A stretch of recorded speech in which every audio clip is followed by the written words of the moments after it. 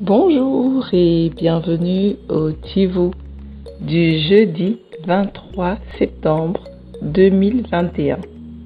Notre dévotionnel pour les jeunes, écrit par le pasteur Chris Oyakilome et offert par les vérités de l'Évangile.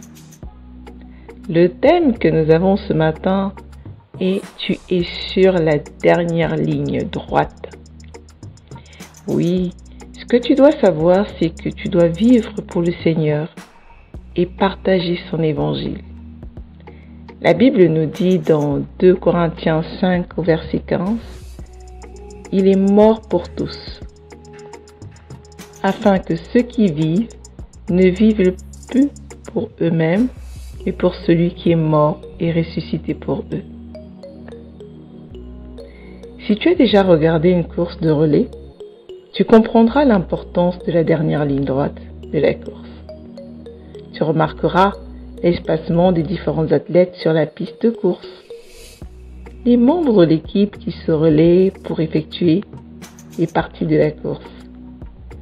Chaque relayeur qui termine sa course passe au prochain relayeur, un objet en forme de bâton appelé un témoin, tandis que les deux courent dans une zone d'échange marquée.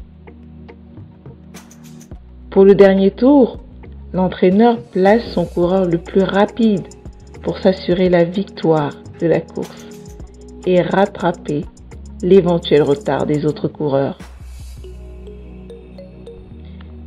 Mon ami, nous aussi nous sommes sur la dernière ligne droite, avant que le Seigneur revienne. Et en ces derniers jours, il n'y a qu'une seule chose qui compte. Vivre une vie qui a un but et pour sa gloire.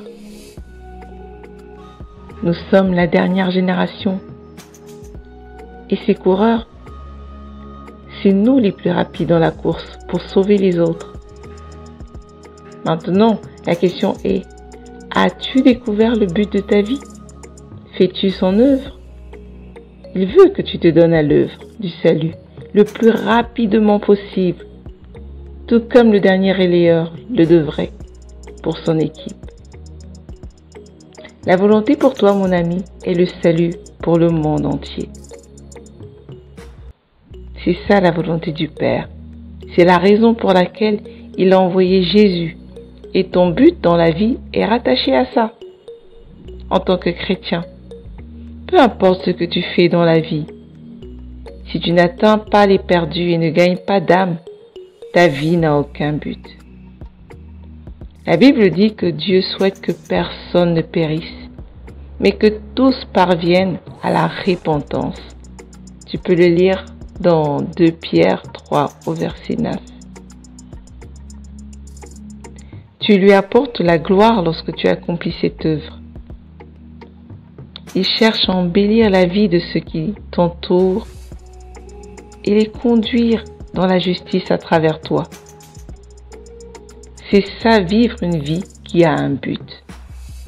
Peu importe combien tu as été fructueux ou efficace dans d'autres domaines, tu dois chercher à exceller dans le gain d'âme.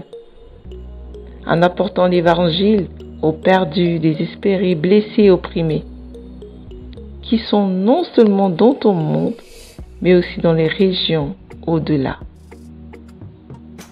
Cherche à avoir une vie bien menée, une vie de succès qui plaît à Dieu. Une vie accomplie et qui accomplit des choses que Dieu t'a destiné à faire. Ainsi, apporte la gloire à ton Seigneur en étant efficace et en conduisant les hommes à la justice.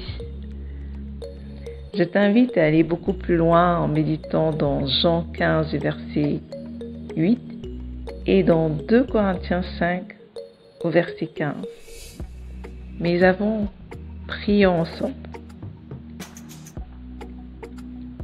Cher Père, je te remercie